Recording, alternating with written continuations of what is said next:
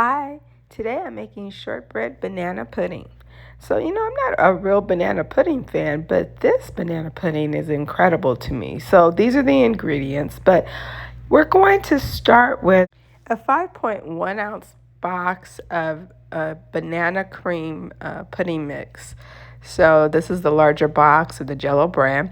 I'm using two Chessman butter cookies by Pepperidge Farm, 5 bananas.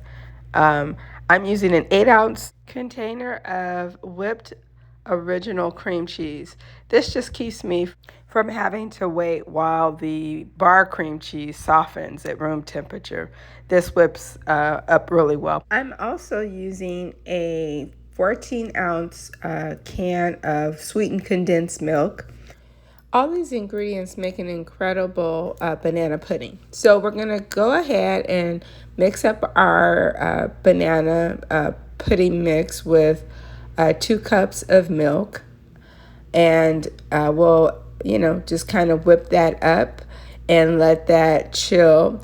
And once it has a soft set, we're going to add the whipped cream. So this can be any whipped cream, but you're going to add at least a 14 ounce container of whipped cream to the pudding mix. Next, we're going to add the softened cream cheese.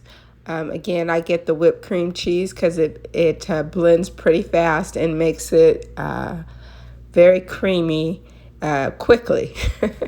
And while that's in the refrigerator, again, just staying cool, we're going to lay out in a 9 by 13 pan all the Chessman cookies at the bottom, like you see here. I cut 2 bananas over the cookies and then did a layer of the pudding mix. And then I duplicated that effort one more time. And just at the very top of it, I'm laying Chessman cookies on top. And so this is going to refrigerate for at least 4 hours. So this is a weekend recipe.